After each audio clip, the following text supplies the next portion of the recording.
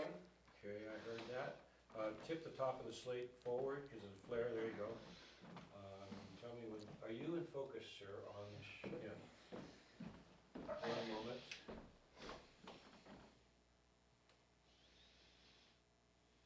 Yeah. Good, okay. Can you make all the other stuff go away?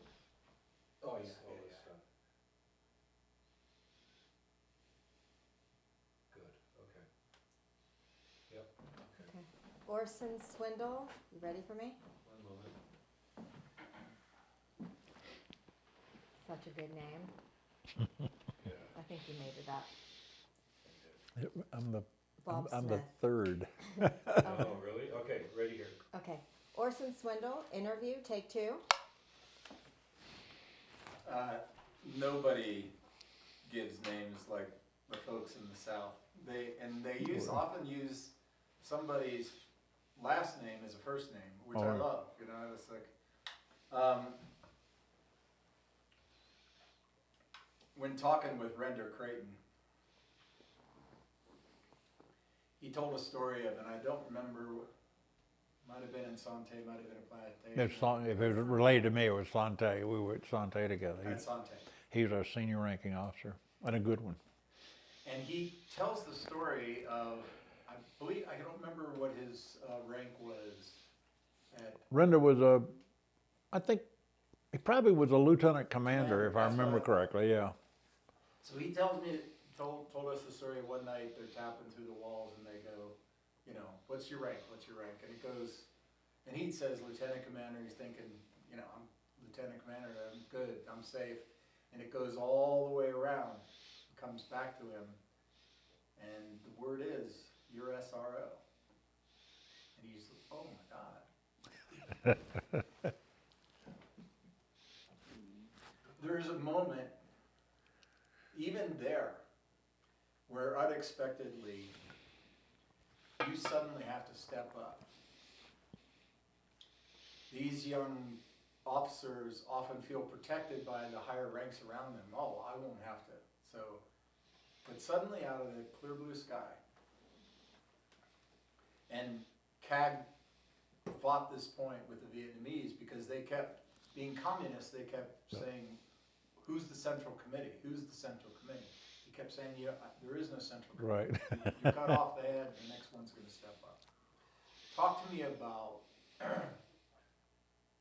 how do you train to understand that at any moment you could be called on? Well, we certainly had plenty of examples in the POW world of Vietnam. We were there so long. This is a unique thought. I don't know if everybody discussed it with you, but a unique problem. And God forbid we ever experience this again. But we were there so long that we noticed there were people being shot down with almost no experience who were senior to the first POWs that were shot down, who were all lieutenant colonels and Navy captains and commanders. They had no experience inside this world we lived in, and they were 10 years younger. Now think about, how do you solve that? Well, our seniors certainly rose to the occasion and said, okay, we'll go by data rank. And a new guy comes in, if he's a colonel, but his data rank is such and such, he's got to understand that he's junior to this lieutenant colonel sitting over here who's been sitting here for 5 years. So that in itself is a unique problem related to the military, and we've never encountered it before. At least I don't recall any description of that before. So that was a solution to that. But the way the communists dealt with us, number one, they didn't recognize rank. We recognized rank. And they did everything they could to keep us from recognizing rank. They wouldn't recognize our senior officer. They ignored them. They had one program. They started in about 1970, I think, and we call it the JRO program, the Junior Responsible Officer Program, or something like that. And they knew who was probably the junior person in this group, and said he is the commanding officer or the senior ranking officer. Well, BS. We don't care what they say. We're going to do what we want to do. But the point being, And a greater point is that in the environment they were in, we had ensigns, had been shot down as ensigns, probably a lieutenant in the Navy by that time, but they were senior in a group of 6. And I was a captain, and I was 3rd ranked in a group of 9, and they took the first 2 out. Then they got to me, I was senior in the room, and then they took me out, and the next man stood up.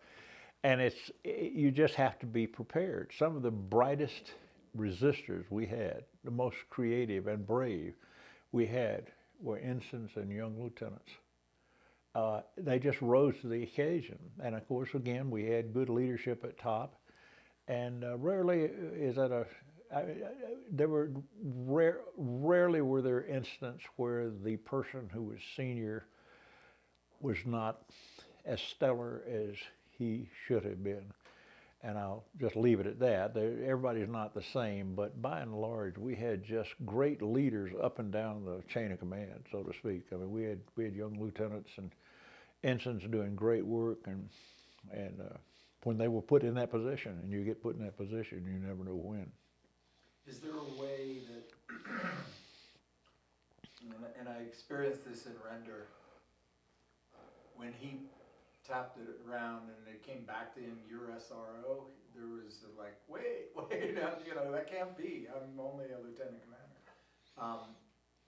And then he saw a need and it arose. A couple of guys, I think, I can't remember who it was, that had Burberry and was really sick, and Render, do you remember? Smitty Harris was really sick, and Render tapped through the walls, knowing that it was going to reflect on him, that he tapped through the walls and said, every man in this camp, every time you see a Vietnamese, you got to yell out that they got to help Smitty, because he's going to die. And once that was known, he was taken out and tortured for that communication. Yep. So being senior in those environments, it didn't give you any more money. And they knew we respected rank, and they attempted every chance they could to break down that rank structure, because they knew we derived strength from it, being organized and having a leader. They didn't like a leader. If they saw us, and if you were in a group of people in a cell, the best example is when we moved back into the Hilton area, as we call it, Wallow, after the Sante raid, they brought people in from all the different camps, because had we been at Sante, and I was there, had we been there, we would have been gone home. We would have been home. And I think we probably might have had some influence on the outcome of the war, but we got in these big rooms together, and we were seeing people we've been communicating with for years and never had seen visibly, and we were just excited. And then we got organized, and we started teaching things, teaching whatever we majored in college or whatever, telling stories. And we would stand up in front of a group of people, and the Vietnamese went nuts. They thought we were conspiring, or a political rally or something, because they relate to any time a Vietnamese got to stand up in front of others, he was a very big dog and very responsible, and he was trying to influence people to do things. And they really got upset with that. You know, understanding culture is very important when you get in a situation like that, and admittedly, Americans didn't know much about the cultures we were dealing with. you were, to fill that in a little bit for the audience, you would organize a speaking club, in essence, right? There was a... Well, yeah, one of the things we did in Bud Day's room, this is the last year and a half of the war for us, there were about 25 of us, and Bud says, okay, let's keep each other occupied, let's improve ourselves, let's learn from each other. And we had a guy who Mike will no doubt mention, he was his cellmate and leader, first generation American of German descent, Konrad Trautmann, Herr Konrad Trautmann, spelled with a K and a T. And Connie loves stories. John McCain was a great storyteller, and different ones of us would tell movies. And Connie would be sitting there at 6 p.m. after they closed the doors to hear the latest story. He loved to absorb it. But Connie then turned around and taught a bunch of us German. We had guys teaching each other Spanish, mathematics. Mike is one, I don't know if he mentioned this to you, he learned so much Spanish from Bill, you're going to see shortly. Your next interview. Yeah. Bill Butler. Phil Butler, I said Bill. Phil Butler, that he was able to, I forgot, he ordered the course and got a completion in Spanish, and then went on to be an attaché in a Spanish-speaking country. But we did our utmost to keep each other occupied. One of our guys was a Mustang, as we would call him. He had been enlisted, and he worked on radar, and they put him in the back seat of a Phantom, and he got commissioned, and he was an intercept officer. And Jack, in his enlisted days, made so little money he used to moonlight as a butcher. And he brought in a piece of, after one of the bombing raids when half the roof went off, he picked up a piece or two of tile that's sort of orange in color, and we had a concrete floor in there. And he brought it in and he drew a cow and he showed all the different cuts of meat. I mean, we would listen to anything, anybody. And, you know, somebody, who was it? I'm trying to remember. One of the guys was giving a lecture on the French and Indian War. And he had it completely wrong. And one of the guys, I think it was McCain, was walking around this sort of horseshoe we had. We slept up on this pedestal, and then there was this little horseshoe back and forth. And John walked over and sort of listened, heard what the guy in the corner was saying. He came back around, went back around, came walking back around. He said, "You know what he's telling the people over?" But we were always questioning the accuracy of what some people were saying. And we finally concluded that if we could get two people to agree on it, that was a POW fact, and we just go quit arguing about it. But we were very creative in teaching each other a lot of stuff and sharing. It was a way to share and bring people out and get them to come out. One group of the guys, right before we came home and they busted us up in February, or early February. But that Christmas prior to that, the guys had taken bread dough, and what they could get from the scraps, they knead it, and they made it into poker chips by rolling it and kneading it like that lawn I was telling you about, and they cut it out and they designed the coins. And when they hardened, they set in like chips. But anyway, a bunch of them were real poker enthusiasts, and I don't play poker. And they decided they would play poker, and we had one guy who seemed to have a photographic memory. You're to keep up with the winnings and losing. And they had a little group, a dozen of them. And so when we get home, we'll settle up. You'll send a statement out. You owe the pot this much, and I'll pay this guy this much. But they set a limit. You could only lose, I think it was $1,500. And we had one guy who was a little bit introverted. He was funny as he could be. And he was solemn. He didn't have a lot of personality. But he loved to gamble. He loved poker. But he was one of these people, I guess they exist, that they gamble, and losing is part of the fun of it. Well, when you lost your $1,500, you were out of the game. Well, he had no other interest, and he was miserable.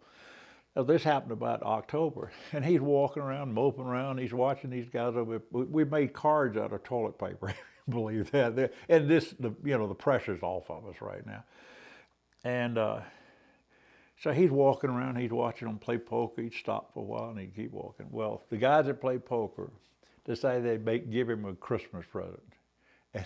And they gave him $1,500 credit and erased all of his other debt. And he lost that before he got split up 2 months later. But, those are the funny things that you remember. And that's Stalag 17 stuff there. And you make a point of that you mentioned that when you get together with your former fellow POWs, you don't remember the hard times, you remember, and there's something gracious in that. Can you talk about that a little bit? Well, all the bad things have a commonality to them. We all experienced them for the most part, and they're not fun things to talk about. They may be mentioned as someone's developing a story or trying to recount certain things, but we're the most positive group of people I've ever been around in my life.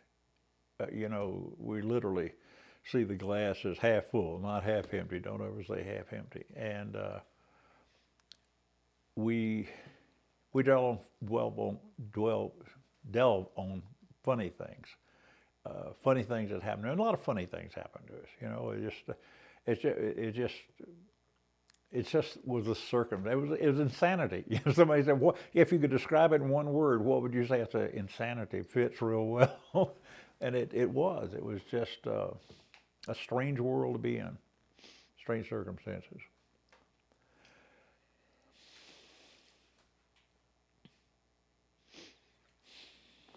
Ev Alvarez said that the Vietnamese never really understood the American warrior. It's interestingly enough, the Vietnamese had this whole idea that if they could get an American to say bad things about America, say good things about the communists, that they've won a great thing. If you reverse that, if in America we captured a foreign enemy, put him in a prison cell, we wouldn't even think about saying, we need you to say America's great. We are confident that we come from a great country. And so we have an entirely different system.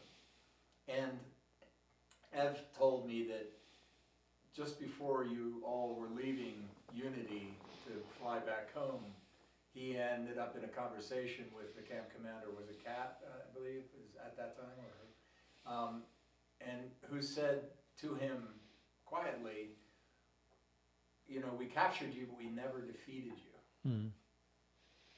A lot of truth to that, I think, and I think their approach. If you study communism, so much of it, virtually all of it, is built on a lie. In order to get people to believe a lie, you got to repeat it long enough, and that's called propaganda. They lived by propaganda. In this country, if we captured a combatant, we just don't think we don't do that kind of thing. I'm sure there's some instances where that might be an erroneous statement, but it's just not an important weapon. Propaganda, you may notice just by watching current events, is becoming the major way to influence voters. The voters tend to be less informed, and so somebody took it upon themselves to inform them, and they're being informed with lies too often. But with us, they saw us as a potential weapon they could use to assist them in bringing about a successful conclusion of the war. And they know that they turned the French public against the war in Indochina, and that had devastating effect on the results, and they felt they could replicate that with us. And I think they overestimated grossly the value of that, because I don't think anybody give a damn about what somebody in prison is saying. I was once in Russia, and we were being escorted around, several of us, and we were being escorted around by a very nice lady. And she told us she worked for school, and she spoke English, and therefore she could be talking to us. And about 2 weeks after, the second trip, I'm sorry, she confided in us as we walked by a building one night going to the opera, that's where she works. And I said, well, that doesn't look like a schoolhouse. She said, that's what I want to tell you. I work for the propaganda arm. She said, I read on whatever that radio is, Radio Moscow. She said, I read propaganda to Americans. And she said, do you think less of me for that? I said, good Lord, no. Nobody listens to that BS. we could care less, and she's really let down that nobody listens to her. But that's about the truth of it. We're a very different culture, and we just haven't paid a lot of attention to that. And that certainly in dealing with POWs we might have. I just can't imagine us trying to do that. I mean, when I grew up, we had German prisoners in an adjacent county to us. The place where they were held is right by the municipal airport in Albany, Georgia today, and it's no longer there, but they were treated extremely nice, and they worked on farms and stuff like that. There was no crap like we put up with. That's a communist invention for all practical purposes when it comes to warfare. I understand from stories that a lot of these Germans didn't want to go home. They wanted to stay in Southwest Georgia. Were you part of the Hanoi March? No, I got there 4 months later, or 5 months later. That was in July of '66, and I got shot down in November. There was another event which was around Christmas, I believe, where Mike wrote a beautiful paper about Room 7. I don't know if you ever look at it in his facts, but it's involved Room 7. They wanted to hold a religious ceremony, and the Vietnamese kept saying no, and they held it anyway. Were you part of that group? I was in room 6. You were in room 6? That was in Christmas of '70. And that's where I first tapped through the wall to John McCain, and he was telling me who was in there, and I tapped back to him, and I think it's quoted in some books. Orson tapped back and said, "My God, you got to get in line to get in trouble over there," or something to that effect. But that's where the senior officers were, and then some of the JOs were in there also, and they had the Christmas program and the singing, and it got out of hand, and pretty soon they're splitting us up from different groups. They took the people they thought were the troublemakers in each room and shoved them over here together so they could keep an eye on everybody at one time. Do you remember that night? Pardon me? Do you remember that night? Oh, yes, absolutely. Would you tell the story of that night? Well, as much as I can tell you, it was just that they were having the church service, and the Vietnamese came in and started pushing people around, and had the guards came in with their weapons at ready, and Bud Day, if I remember correctly, jumped up on, we had this pedestal in the middle of the cells, and there was a walkway around it. We slept on the pedestals, and I seem to recall, again, I'm repeating what I've heard, but Bud got up and started singing "God Bless America," and then other people picked it up. Then it was picked up in the next room, and the next room, and the next room, and I'm sure you could hear it outside the walls of Wallow Prison. And it was an exciting night, to say the least. We followed that when they started pushing a few people around. We would come out. They had all we had these cisterns outside these big cell blocks, because they were so nuts about not letting any of us in this group see anybody in that group.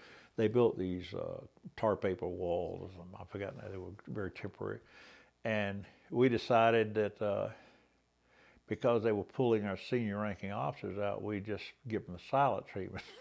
God, this is back to that, everything's a small victory, but you got to be careful before you push it. But we came out, and we all agreed we'd come out to bathe once a week, whatever it was, and we would just stand there and look at them. We wouldn't say anything, we just stare at them, and it actually made some of the guards, it terrified them. And we had no idea it had that kind of effect. And pretty soon, here come the armed guards come walking in with bayonets fixed. Oh God, this thing is getting out of hand. But we pulled a number of little stunts like that. They had started letting us write letters, and we figured that's a positive piece of propaganda for them. So we just all agreed we wouldn't write any letters. And now in the world arena, all of a sudden, no mail comes from Hanoi. What's happening? And our way of putting pressure on them, and whether it had any effect on anybody is beyond me, but it did get us shuffled around and put into certain groups, and that's where I had the good fortune of moving into a group led by Colonel Bud Day, who is one of my all-time heroes. And we had a good time from that point on. We even, talk about the real serious stuff, I was a producer for the enactment of the Christmas Carol with Ebenezer Scrooge and Ghosts Past, Present, and Future. And we did a lot of funny things, and I would love to have had the script that we wrote, that we ad-libbed, and have it all written down. It would not be suitable for public print because of the terminology being used, but you got to do things to keep the spirit going, and it's so important. Good leaders enable that, and that's where a lot of the junior officers come through with creativity, and we had a good group. So many of us in this country and countries all over take the abundance of what we have for granted. And, Oh, yeah. and the prices that were paid to earn it.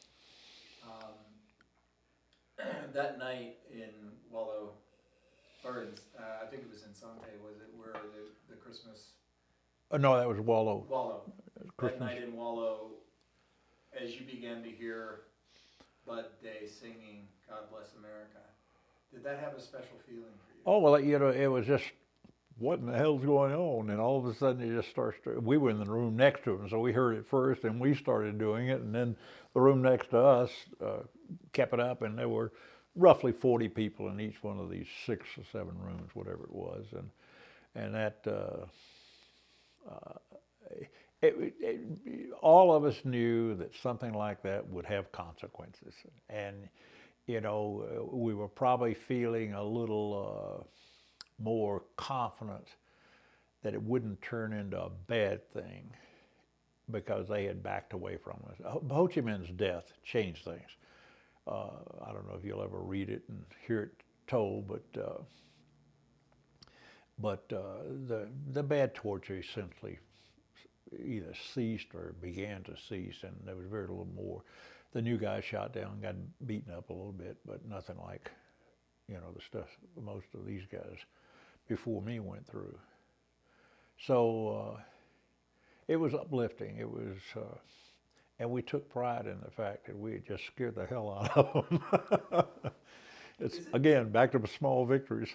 You know, I've asked a number of men who were present that night, and I have this thought to edit together various voices starting to sing God Bless America. Can I ask you, sir, to sing God Bless America? I have the words here if you need, but you may not. What would you like me to do? If you wouldn't mind singing. Oh, singing? Yeah, there is no performance anxiety here. I'll be able to cut together a number of your voices doing various. Okay, yeah. Do you need the words, sir? No, I think I probably know them. I'll tell you this, and you need to add this to your story. When President Nixon invited us all to the White House, we were at that gala out on the lawn, and it rained cats and dogs. We're all in dress uniforms. And Irving Berlin was invited to be there, and he resisted at first. Now, Jack Brennan is a dear friend of mine from Marine Corps days today. He was President Nixon's Marine aide, and he was the go-to guy for the president. And Jack told the president, as I recall, I wouldn't want to be quoted on this because I might have it wrong, but that Mr. Berlin didn't feel like it was appropriate that he come, and Nixon said, tell him I said he'd get here. No, I really wanted him to come, and he finally agreed. And he got up at the end of the program, and he's a frail man at this time, and you know, he's so much stuff we all grew up with. And he got up and he said, if you know this song, something that I would like for you to join me. And in a very weak voice, he started singing, God Bless America. And the tears are rolling down our cheeks. It was one of the most emotional things I've ever experienced. And to this day, when I hear it, I get choked up. So me singing, hey, I'm a terrible singer. Angie would get a kick out of this. She can't carry a tune. So you want me to sing God Bless America? Okay. God bless America, land that I love, stand beside her and guide her. Give me the words. My memory is terrible. Yeah, mine too.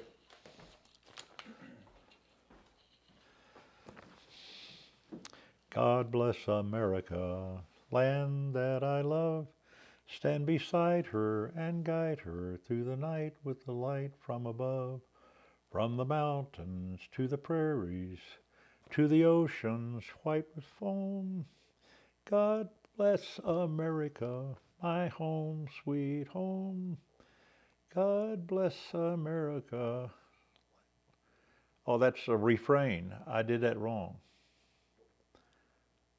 If you could glance up every now and then so that we have your eyes. Okay, I'm just gonna sing And these. you don't have to sing the entire thing. You can, Yeah. you know, just do a few things. Okay. God bless America, land that I love. Stand beside her and guide her through the night with the light from above. From the mountains to the prairies, to the oceans white with foam. God bless America, my home, sweet home. Ta-da! Beautiful. And now, if I could just get you to sing. Oh, I didn't realize I was going to have to sing. Come on, guys. That's That's the last time I bring you guys donuts. The hell with this. Let's see, if I could just get you to sing 2 lines without the paper, just God bless America. Okay. All right. How about to the oceans white with foam? God bless America, my home sweet home. To the oceans, white with foam. I don't know how to do that. Let me see it. I'll put it down, but Yes. I just got to catch up with where I am. Sorry. It's from the mountains to the prairies, to the oceans white with foam. God bless America, my home, sweet home. Beautiful, sir. I can't do it any better than that. So. No, it doesn't get better than that. Carrie, you sitting back there laughing. No, because you sing better than I do. Okay, so, That was pretty good, Orson. Oh, Lord, we sang that as a kid. And Kate Smith, and most kids don't have any idea who Kate Smith is, but I heard one of the sports teams no longer permits Kate Smith's recording of God Bless America to be, they use it at the opening of games, and they no longer do that because it's considered antagonistic toward people who aren't Americans, or some crap like that. Really? We're going nuts. I don't know if y'all noticed that or not. yeah. I noticed. It's hard to wake up every day. And have you recall that the film of her, the first time she ever sang it? I have a vague memory. She was a big woman. I mean, really Yeah. a big one, and had a marvelous voice. In fact, I think I heard Frank Sinatra once said she and Ella Fitzgerald were the best singers going. But she's up there, and she sings a little, I don't know what you call it, the introduction to it before you get into the song we know. And it's really moving. It was done in radio, and they had that big microphone they stood in front of. It had the wires all around it. It's really something. Small world. I know her daughter very well. Really? She's one of my best friends. Wow. Well, I tell you, you tell her mom lit up our life when we were kids, because when we knew who she was, and at 8, 9 years old, we knew who she was. No, I know. I will tell her. So one of the points that many of you have talked about, many of you were put in solitary for periods of time. Some, I think Jim Mulligan was in solitary for 43 months. Oh, Howie Rutledge was solo for 4 years, if I remember correctly. He died early after we came home, but tough guy. And so many have talked about the process of how you struggle through when you're 24 hours a day, 7 days a week, week after week, month after month, year after year, alone with yourself.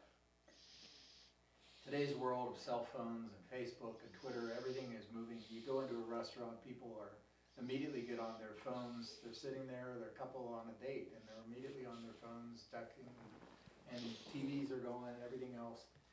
And so many former POWs have talked about the ability to be alone with yourself, how it's a muscle that was exercised in the Hanoi prison systems, but it was also something that you had developed in part based on the time you were raised in. You know, there wasn't, we all had analog watches, most of us wound them. And there is a way in which when you wind a watch every day or once a week or whatever, you have to be responsible for time. You have to think about time. Mm-hmm. Can you talk about that quality of developing a relationship to oneself that you might need to fall back on someday, that you cannot give all of who you are over to media and the fast pace and everything else. As so many of us are now living in an externalized life and don't really have a central core that we know what it is or what it isn't. You talked about being raised by your grandmothers and they taught you things. And can you speak to that, sir? Well, the first thing I would tell you is a humorous thing. I lived with a guy for 13 months in a little cell that was not much bigger than this chair. No, it was about 7 feet long and about 3 or 4 feet wide. And we're both fighter pilots. We're aggressive. We have confidence. We would argue about things down, as one of my friends back in Georgia would say, we shelled the whole ear of corn. We took every kernel off of it, just trying to get the edge on the other one. And they finally split us up for whatever reason, I don't recall, but I was put in a cell by myself, and I said, yes. It was delightful to be by myself, and to this day, I enjoy my time alone. I don't like prolonged absence of my wife being away because I'm used to her being around and I enjoy her being around. But my time in isolation, not the right word, solo, I want just whatever you want to develop from that word, but you think of everything you know. I've gone back, and I do it even today. I go back, I can remember things great detail.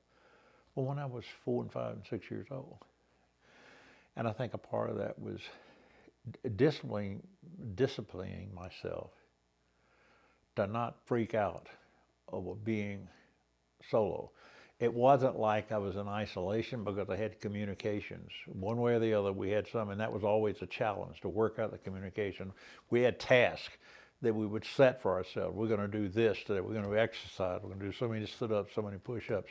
We're going to walk 7 paces back and forth until we log a mile or whatever. We had things that we kept ourselves busy in the most austere of conditions, and certainly mental exercises, remembering things, remembering everybody in your class. I got about 90% of my high school graduating class, but I couldn't come up with the rest of them. It frustrated me to no end. I did mental images of my hometown, which is the city limits was a circle and a mile across, if I remember correctly. And I first visualized mentally the town, the streets, the houses on the streets, all the side roads, who lived in the houses. I had all that stuff, and to this day, because of those mental exercises, I remember much of that stuff. One of my childhood friends that we're very close still today, and I go to Atlanta next week and get to see him. And he always said, "You got the best memory of anybody I've ever known." And yet I can't remember what I did yesterday. But we composed poetry. We memorized poetry. We tapped through walls. Anything to keep our minds productive. And that gets back to some of the things I said earlier about you got to know your history. We memorize things. We had guys who had photographic memories.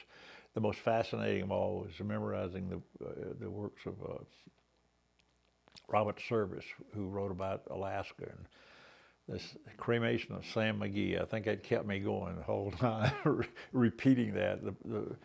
The most complicated of all things to memorize is Gettysburg Address. I mean, Lincoln, where he got that way of speaking is beyond me. But and we would get to points where we couldn't remember things, and we tap on the wall. Do you remember this? And pretty soon we piece it together. We piece together hymns, biblical verses, Shakespeare, Robert Service, and those things are important for your well-being. Being alone is a bad thing, but yet with each day we hope to add some spice to the day by getting communication with somebody else, one way or the other. And we created some rather ingenious ways of not necessarily talking, but passing information. This guy that just was buried yesterday. Ralph Gaither was just so creative. They had a purge, broke down the communications. And Ralph's next door with Mike Cronin. Mike's got brain cancer now. And there's a wall, and I'm here with Bob Peel, and we have a little rat hole here between the things and we'd get down there and whisper back and forth to each other. And we were trying to reestablish the network and how we communicated. It had been broken up. And we knew that at some point over the course of the next month, we'd be allowed or asked or told to go out and sweep the grounds, just dirt, but sweep trash up with leaves. And we knew we could sweep the tap code and send messages. So we said, okay, that's good. We can get a little bit of communication there, but that's not going to be long standing. We got to come up with a system of a mailbox, a drop somewhere where we can write notes with a little ink we made out of dirt and stuff.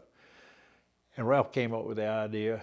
He took a string out of this blanket, this cotton blanket. The string was, 6 feet long. And he said, I'm going to tie a tap code note with knots in this string. He worked on that damn thing for 3 weeks. And he's tying little knots, 2 knots, a space, 3 knots, 4 knots, a space, 2 knots, like that. Now imagine that. And what else do we have to do? Anyway, Ralph was very creative. We get it done, and we decide what we're going to do is we're going to put it over the wall between 2 shower stalls out there. It'd be very inconspicuous, nobody could see it. And then the next time we had a chance to sweep, we'd sweep out to the other cell blocks in the area, pick up C-string in shower stall on wall, something like that. And a week goes by, some people get out to bathe. They come back when they get to sweep and said, we found the string, but don't know what to do with it. We threw it away. So Ralph goes back to work, pulling the string out, another long note. It took days and days and days. And then we put it up there and said, string back on wall, read the damn string. So it was just, you just had to do things to keep yourself occupied. If you go into the fetal position, like we would say, you just curl up in a ball, you're going to die. And we didn't let anybody do that. We weren't going to let anybody do that. Because it's something that so many former POWs have mentioned. Do you remember some of the verses? A bunch of the boys are whooping it up in the Malamutes. The what now? Do you remember the verses at all? A bunch of the boys were whooping it up in the Malamutes. Oh, yeah. The kid in the back was hitting the box. Could you say? No, because I can't remember these. The one that I can remember partially, and it's only partially, is the cremation of Sam McGee. And said,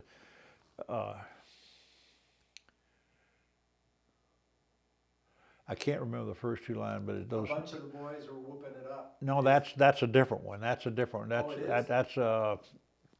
That's maybe the shooting of Dan McGraw, where that's the shooting of Dan McGraw. He gets shot. But the one, the cremation of Sam McGee is about strange, and this is wrong, but strange things are done in the land of the midnight sun by the men who boil for gold. Those northern lights have seen queer sights, but the queerest they ever did see was the night on the marge of Lake LaBarge that I cremated Sam McGee. Now, Sam McGee was from Tennessee, where the cotton balloon wind blows. Why he left his home in the South to roam, God only knows. And it goes on. And I've read it to my triplet granddaughters, and they're just like that. It's a great poem. It is a great poem. I never knew much about Robert. I knew who he was, but I just never paid much attention to poetry. Poet. But I love to read it, and I'm waiting for the kids to get just a little bit older. I'm going to say, okay, now, because they can memorize anything. Say, memorize this for Papa. Now that you say that, I'm inspired to read it to my grandchildren. I cut it. Oh yeah. It is a poem that always filters down. On fire crews, you would hear someone start to say that in the middle of the night. Yeah. On a fire cruise, it was great. So if we could make the point on some level. On what?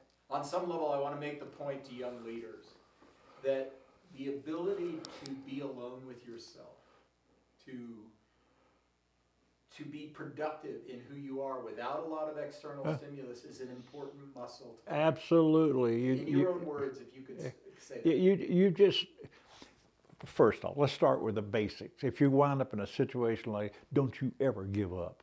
Okay, we've set that as our goal. Now, how do we not give up? You got all sorts of things to cope with. And I don't know that we're speaking about being a prisoner, because these young people are going to be leaders, and they're going to be leaders in the military, and they're going to go outside the military and be leaders. But you always have to set targets for it. So ours, in the most basic of terms, was don't give up, because you're going to die. So you got to find things to keep you occupied. Communication. I love to be a communicator in prison because it kept me busy. We were trying to figure out how to do this, how to get word over here and there and elsewhere. And that's a challenge. So you've got all these challenges, and if you're in by yourself, you can give yourself challenges there too. And sometimes it leads to frustration. Like with me, I couldn't remember all my classmates that I grew up with, and I just said, okay, put that aside. You'll work it out when you get home. But you're learning things from what you observe, what you hear from other people, and there's plenty of fodder, if you will, to keep you going. I mean, you got plenty of things to do, so do them. Don't let yourself go. You got to, these guys that I've never been a real physical fitness nut, because I hate to exercise. I played sports and all that stuff, and if it's not a team effort, just running around a track is the most boring thing in the world to me. But guys would set regimens for themselves, and they followed those procedures methodically. Almost, you're going to do what? Well, excuse me, I've got to go over here and do 10 push-ups during this next hour or something like that. And it's totally within your ability, if you are sound mind or reasonably sound mind, to cope with being by yourself. That's not a hard thing to do. Now, if you've got other mental issues, that might be a very difficult thing to do, just terrifying to be alone. But fortunately, the vast majority of us didn't. We took care of it. We handled it. Beautiful, sir.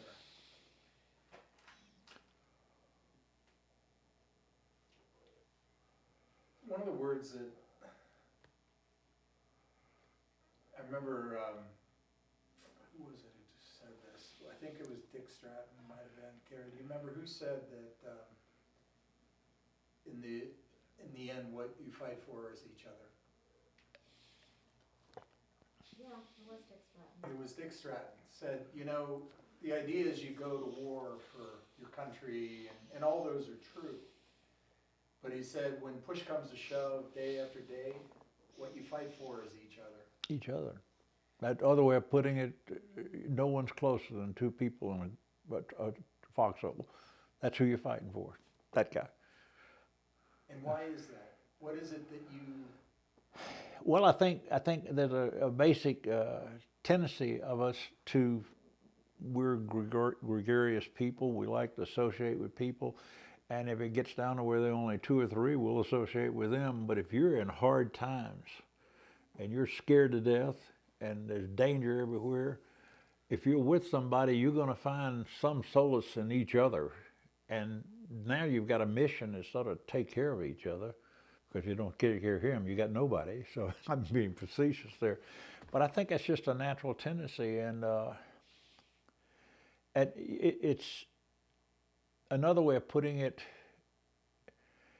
you're getting down to the very basics on the most fundamental parameter that you can have. It's just you and somebody else. You care about that person, because you're going to go through hard times together. I think it's almost a natural process of elimination. It's down to you too. Now, what else? There's nothing else. So you do your utmost to care about that person in the best way you possibly can.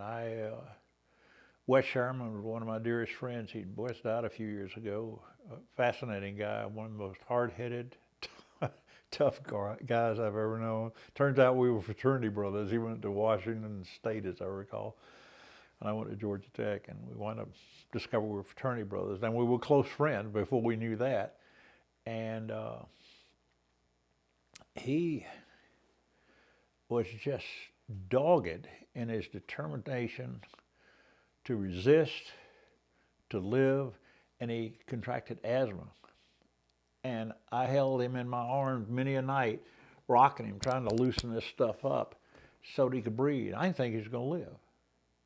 And it tore me up. I had had asthma before I went to Vietnam. In Vietnam, I never had any problems, and I really haven't had any problems since. But I remember the medication. When they finally told us we could write a letter and we could tell our families what they could send us, mainly it was vitamins.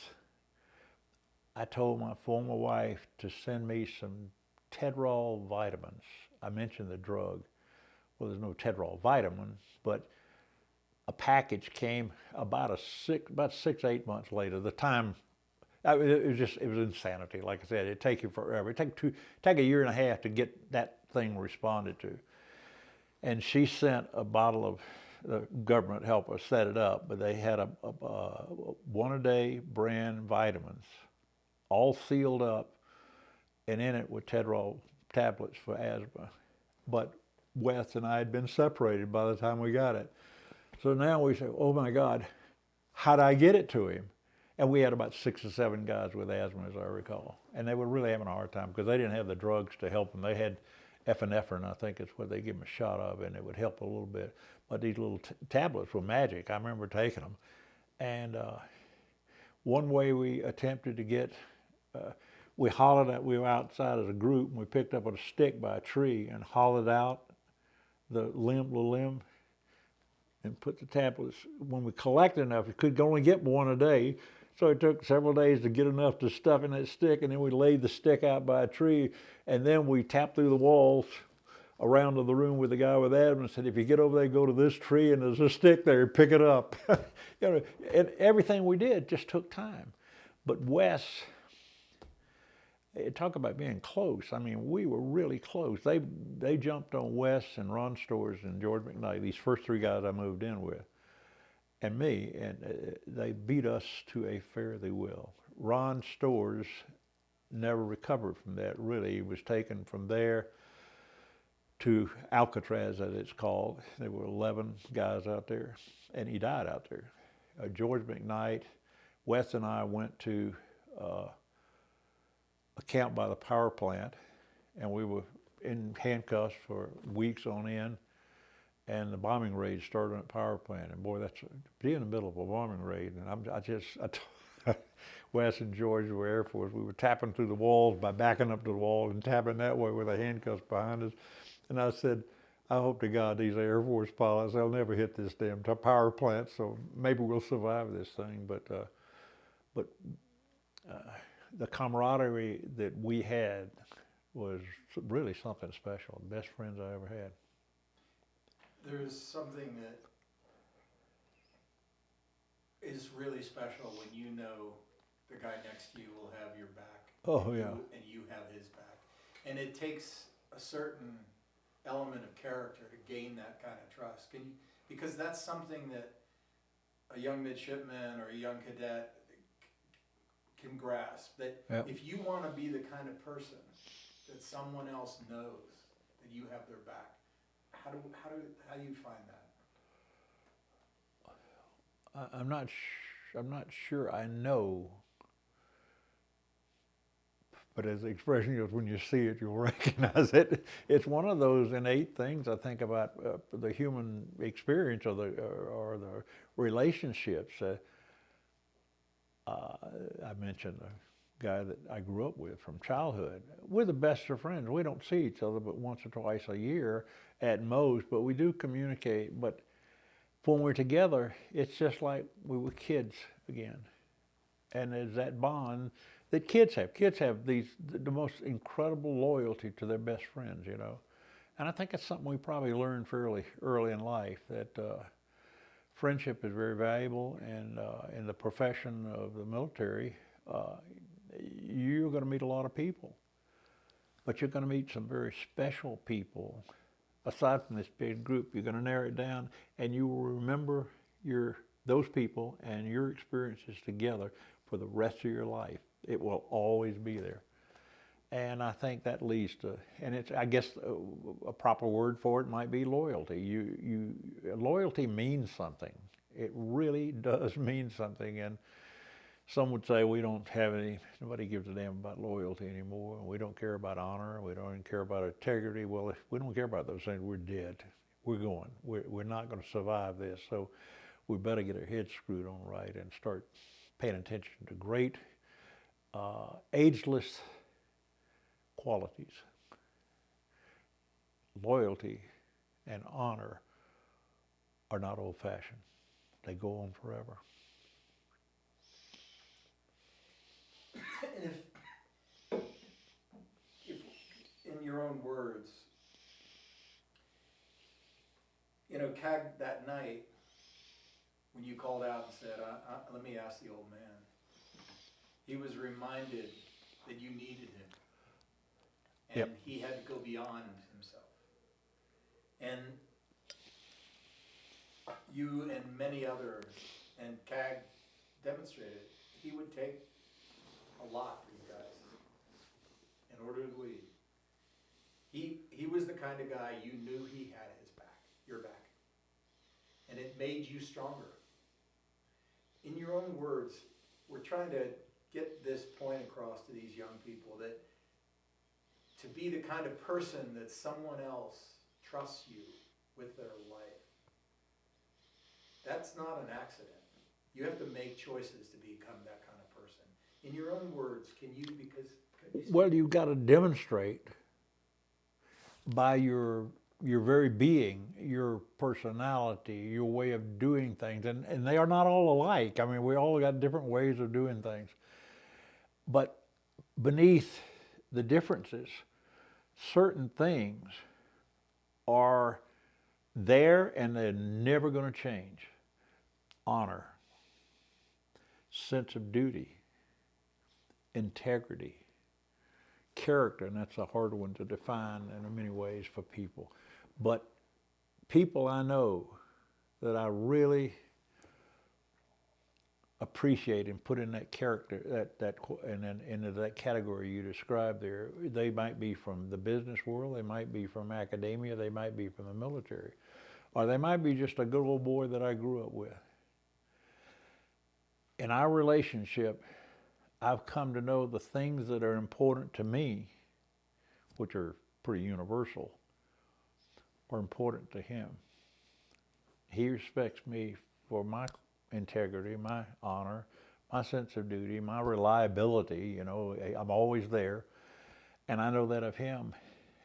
And that's just, some of this stuff is so basic in a way that it's hard to comprehend anyone who has got a brain in their head not fully appreciating what they are.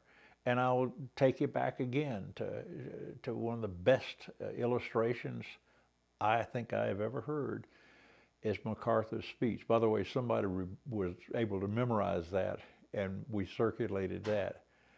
But MacArthur, for that speech is one of the more inspiring things I've ever heard in my life.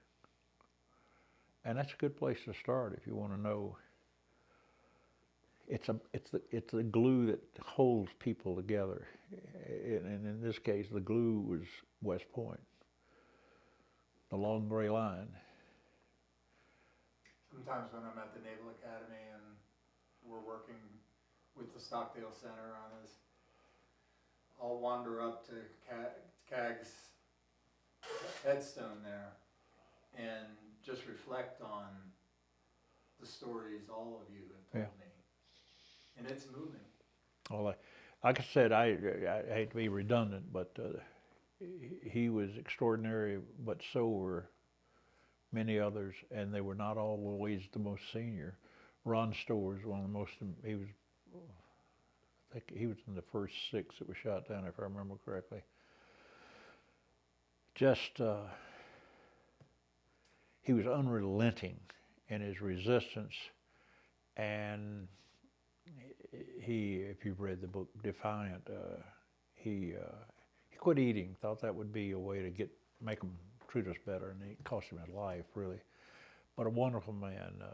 So many junior officers that, of course, that's who I was always around mostly, and just incredible people. And they lived the things Admiral Stockdale's wanted us to adhere to. They did what he asked them. He didn't ask them to do it. They were what he wanted us to be. They were naturally that way, I guess. But great inspiration and Let's talk about Ron Stores for a minute, because this is an important part of, so many have mentioned Ron. And there's, I think it's fair to say that each of you survived by personal will and your training and many, many other things, but you also survived because you had each other. Yep. And if he can make it, I can make it. You're kind of getting each other up the hill. So there were men you've lost to natural causes since then, but no one speaks. Everyone who mentioned Ron has a particular pain about that, because he was one of your own, and Yep. and you fought so hard to keep him going, and you lost him. Yep. And I know that you took on mentoring his kids. His daughter Monica. Yeah. And speak, if you will, about when we lose someone in the field of battle. What is that? And if you could just, because the ways that you understood that all of you needed to step up for his family, etc. Well, I don't know that I have a lot of experience, because most of the people I knew, well, Ron was one that passed away. John Frederick is another one who was a Marine Warrant Officer, just a great man. I lived with him out at Sante for about 10 or 12 months, as I recall. Wonderful man. He was up at the China border with the, I forgot what they call it. What they Dog call it? patch? Briar Patch. Is that what they call it? Briar Patch? Dog patch? Or Dog Patch. Yeah, Briar Patch was another place. And John was up there, and he got some type of fever or something and died. And about six months before we came home. And he'd been over 7.5 years. Marvelous man, wonderful family man from farming area.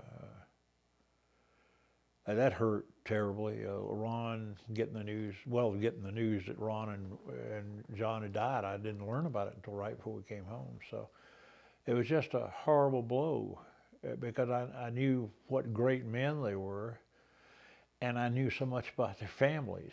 Because, you know, the first thing we start doing when we could talk is we start talking about our family. My wife so-and-so, I have 2 kids, blah, blah, blah. And you learn all this information. And your plan is to come home and meet them. And you're not going to do that because your buddy didn't get out. Yeah, I've met him, of course, and it's tough. It certainly was a loss of life, obviously, but John McCain's wife, Carol, and I are the best of friends, and she is a wonderful human being. I mean, I really like Carol a lot, because I heard so much of her from John. And she had that horrible automobile accident and had this horrible leg injuries, took several inches out of both legs, if I remember correctly, and terrible limp. And of course, John is all banged up, and neither one knows this. And John and I were close enough that he said, "You're going to be going home before I will," because we're coming out in the order of shoot down. And he said, "Call Carol, talk to her." Well, it turns out I go to Jacksonville, to the hospital where John will live. 2 weeks later, will come walking in, and that's where Carol lived. And so as soon as we get there, they said, "What can we do for you?" Immediately put you in touch with anybody. I said, "I want to talk to Carol McCain. I'd like to see her." I said, "Well, she's right here. She lives just outside the gate from the hospital there." Wow. So they said, "We'll contact her and tell her you've asked to see her." And I didn't know her. I didn't know John until prison. And I think it's the second day I'm there. Their doctors they're running me all over the hospital, taking tests and all this stuff. And I happened to be in my room when they called up and said, "She's coming up." And I go out and I look down the passageway, and it's a dimly lighted corridor, and it has swinging doors, and when there's light behind it, you see the shadows of the light project through. And I start walking down, and she came walking through those doors with this horrible limp. And I was going to be the one to tell her how bad off John is. Although I think I may have been the first one to talk to her about that. She had some other friends, a Navy community they may have known. But that was tough, because she damn near lost her life, and neither one of them knew about it. And we all know how the rest of that story went, but I still stay in touch with Carol. She's special. But Ron Stores, I got to know Monica. She had a brother that I was never able to get to. He just had so much bitterness about losing his father. He didn't know his father, but a good kid. And but Monica and I stay in touch with each other all the time. She and her husband were out visiting with us last summer, and George McKnight was an old bachelor hellraiser, so I didn't know anybody in his family. And Wes Sharman, I talked to his wife Faye all the time, and trying to make sure she's got all of her arrangements to come to the reunion this fall and be with us. And she sent me a picture of her granddaughter who just graduated from college. And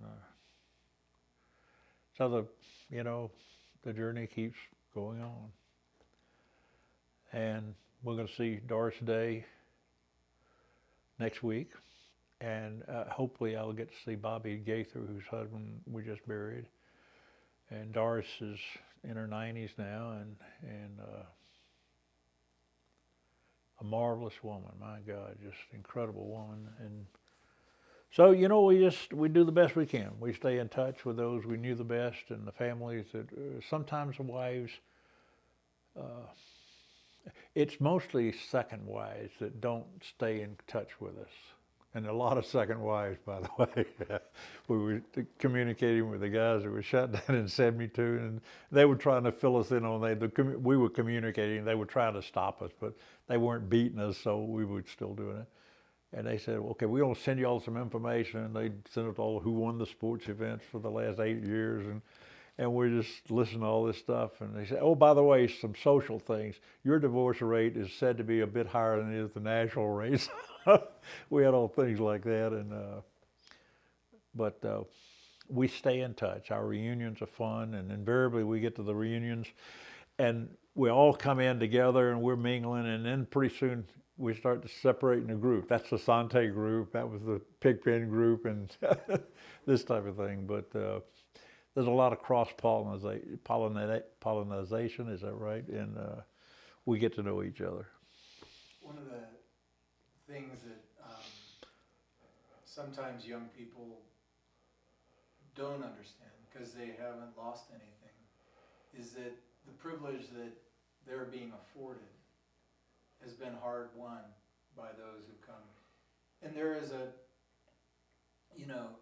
one could say to a young person, young leader of tomorrow, you may not have known Ron Stores, but this person paid for the life you're living. Yeah. In your own words, how do you bring home to a young person today the losses you have experienced and the responsibility that puts on them as well as? I don't know that I would try to explain the losses, because that loss to me, but I would like for them to know, as I remember him, or others remember, I'd like for them to know who James Stockdale is and the quality of human being that he was. I'd like them to know who Ron Stewart was, and Robbie Reisner, Wes Sherman, and George McKnight. Well, George is still living, but they need to know. That's why it's so important.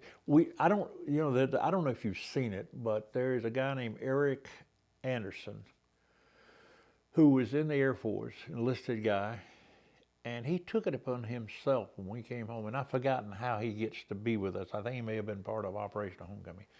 But he started doing what he calls veterans tributes. Are you familiar with that at all? I want you to see it. I'll write it down for you. Oh, it's a website. I can show it to you on the phone. Yeah. You've seen it. Yes. And it has biographies. But those biographies they're nice. There's a photograph. It's mostly about he had all these decorations and all that garbage. But I'm not sure there's a good, maybe for what you will accomplish with your project, or at least consider this if it's worthy. They need to read short biographies of Stockdale and so forth.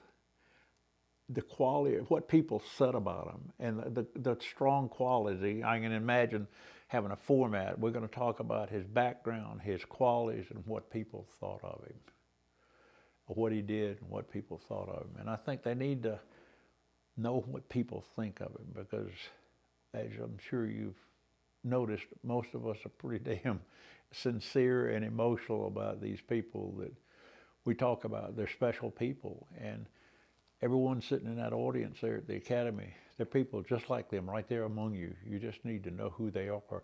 But most of all, you need to appreciate those qualities, because it's those qualities that carry the day. You know, at the end of the day, your sense of accountability, responsibility, honor, integrity, character, courage, all those things will make that person excel. And if you're a junior to them, you'll admire them and you'll follow them. And if you're senior to them, you thank God you got them in your unit. They're special. Beautiful, sir. Well, we've got about 10 minutes left on the time that I said. I could spend days talking with you easily. Well, I think we're all a bit of that type. We've experienced so much, and the thing, as I said, one of the points I make with people who seem so fascinated by these stories we can tell, I said, but wait a minute, let's talk about what this group of people that did come home have done with their lives. That's impressive, because that says, by God, you get up and you keep on moving, keep on marching, keep on doing what you did to get you through. Excel, excel, excel.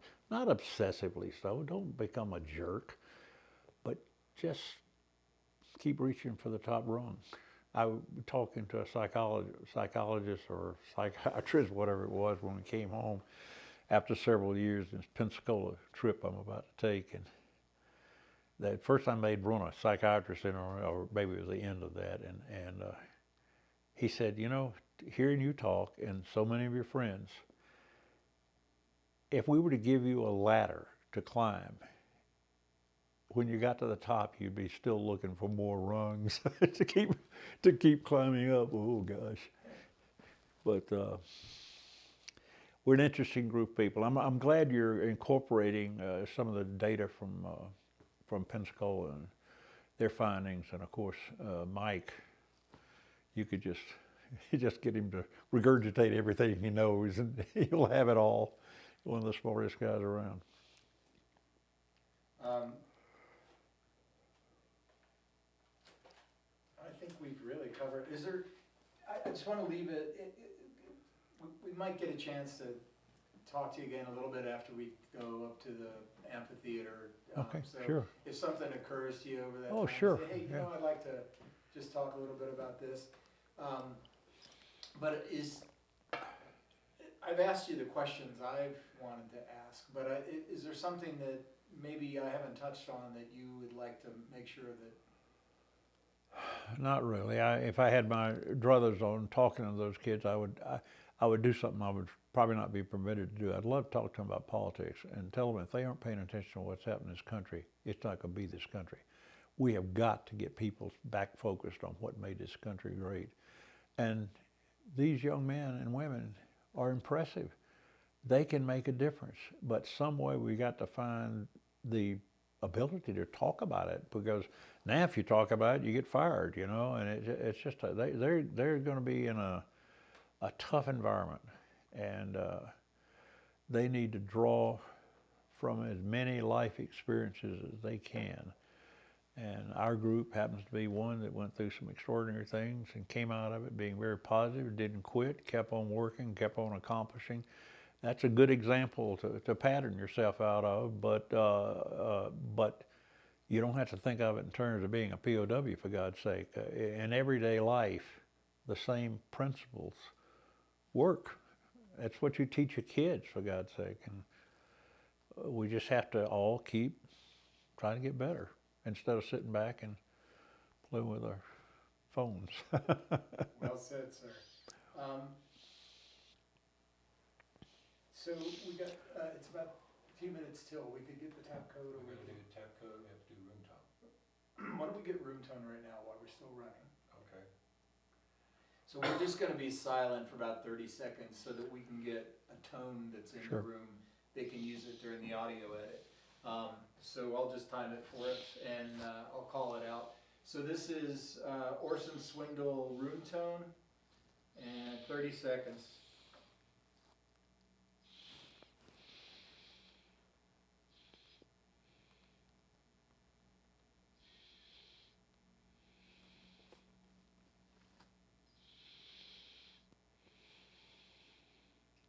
Okay, we're hearing a plane, so I'm gonna. Yeah, we're gonna stop. And also, when you put your chin in your chest, I hear you breathing. Oh, that's right. I'm sorry. I'm Yeah, sorry. So let's go ahead and cut, and we'll get set up real quickly for the tap code. Yeah.